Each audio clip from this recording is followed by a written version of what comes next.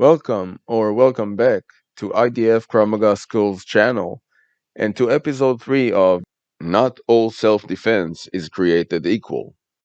This is the series where I evaluate popular self-defense or so-called self-defense videos and teach you how to be a smarter consumer of this kind of media. I went into a lot more detail about my reasons for starting this series in episode 1, linked in the description box below. But basically, there are a lot of bad self-defense demos and instructions online, and I want to show people how to distinguish between good and bad self-defense videos as well the entire systems. Self-defense is my passion, and I worry about people learning techniques off the web that don't work and would actually cause more harm in real life. Before we start, a disclaimer. My intention is not to throw shade on anyone or take away from what they have accomplished professionally, and I'm definitely not trying to make fun of anyone. I have and do work with many people who have been assaulted and abused, and I take self-defense very seriously. I find it very concerning that people with certifications or qualifications and facilities are teaching techniques that do not work and that, more likely, would get someone hurt if they tried it in real life. I will not be naming anyone or linking to any videos. This video is for educational purposes only. Today's clip shows a quote-unquote defense technique against a hook from a popular martial artist who claims to teach self-defense. As in my previous videos, I will show you the clip, then break down the techniques move by move and see if they are realistic and would work. At the end of this video, I will show you a demo of how IDF Krav Maga system would handle a similar attack.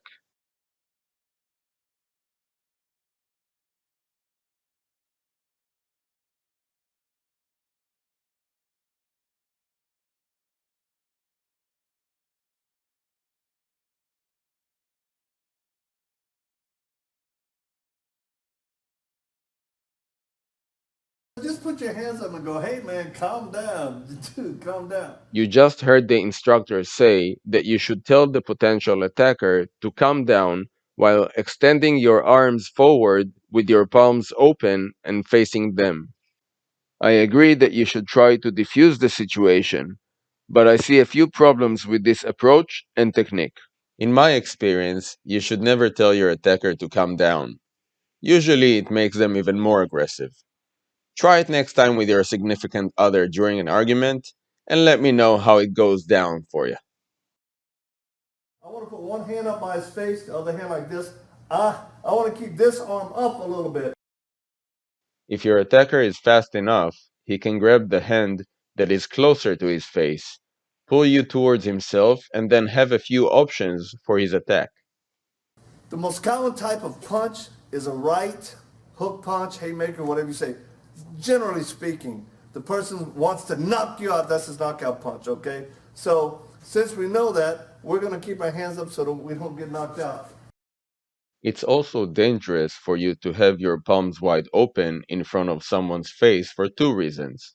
One, you block your own line of sight, and two, your hands are at risk of being hurt, especially if the attacker has a weapon, such as a knife. Now picture this scenario with an average-sized woman against an average-sized man. You are giving them the ability to grab your hands and control you. The first thing we do is we know he's probably going to throw that. This one he's not going to throw a jab because my hand's right there. The instructor now says that the attacker will not jab because the defender's hands are open and forward. The attacker might not jab, but again, if he has a weapon, the defender is putting his hands at risk. A knife to the hand is disabling. But if the guy is just swinging for your head, we're going to put our hand behind our head, just like this. Grab it, tight, just like that. Then the attacker finally gives a very wide hook. His fist looks more like it is holding a knife than giving a punch, and if it was a knife, this block wouldn't help. Actually, even without a weapon, while you are covering your eyes and head, the next punch, or stab, will be to your body and you won't even see it coming. Just like that. On this side, we're going to put this hand here to protect our face, just like this. We call this turtling up. It looks like this. Boom. It looks like this. Boom. Our hands are here. Hey man, calm down. Come on. Whoa. Just like that. The instructor then describes this head cover as turtling up.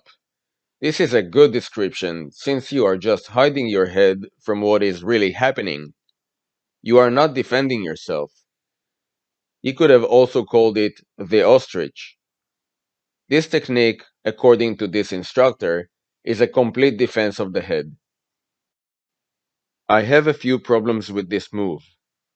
First of all, this move does not block a punch, it only cushions the blow. A very hard punch to the head will still hurt. A block should stop a punch away from your face. Secondly, this completely prevents you from seeing your attacker, your surroundings, and what is coming next.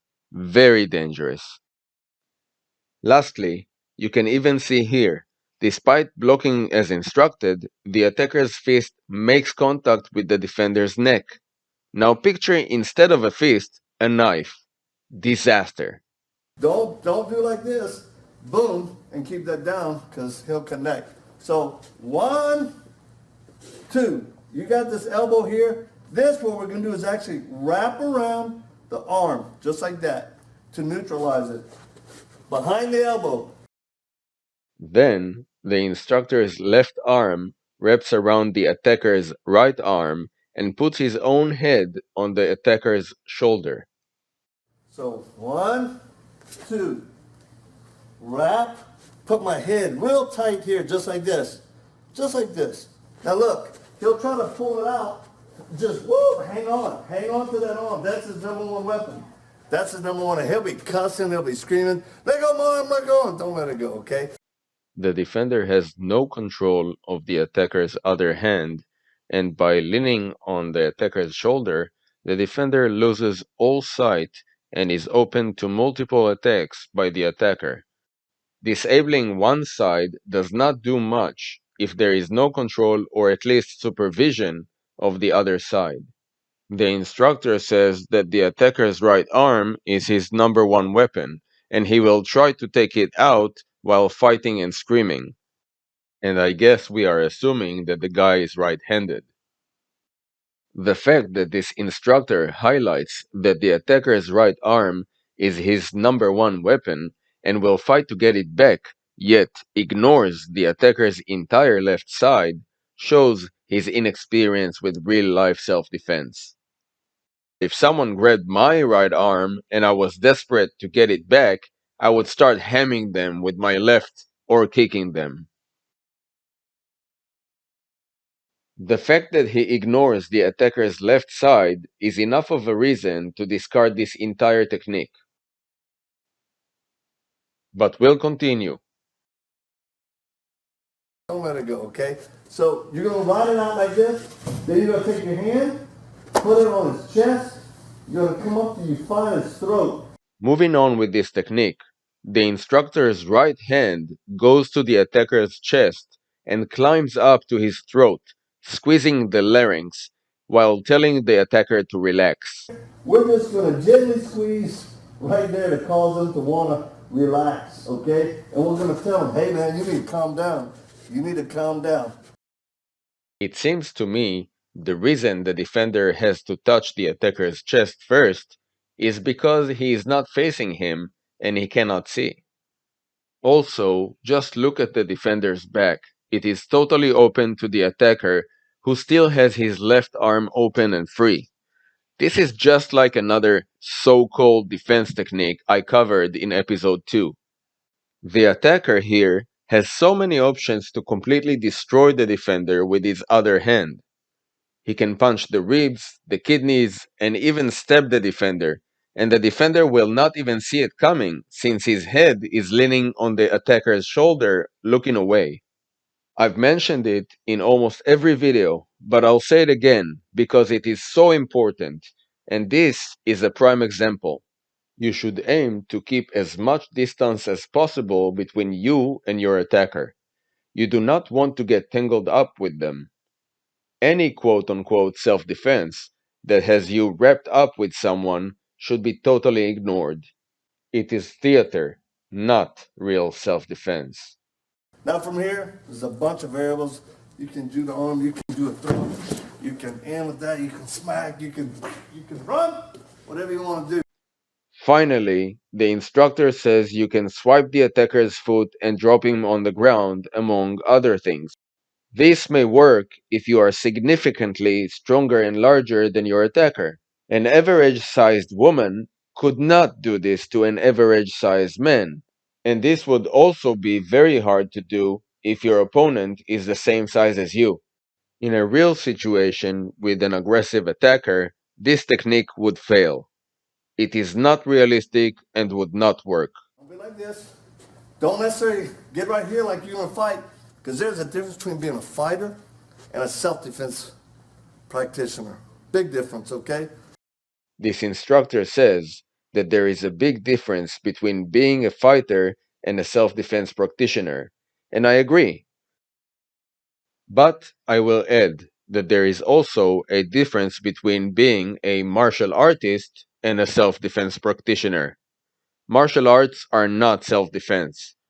It's clear to me that this instructor does not have a real understanding of what actually happens when someone is attacked outside of a dojo's mat.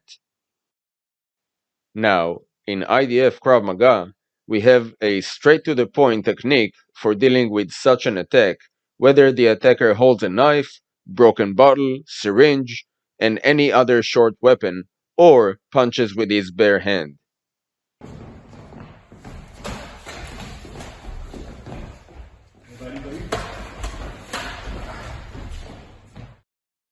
The techniques that are taught in real Krav Maga have to be simple and efficient so anyone can protect against anyone. Thanks again for taking the time to watch this video. If you want to see more, then don't forget to subscribe and hit the notification bell and you won't miss any.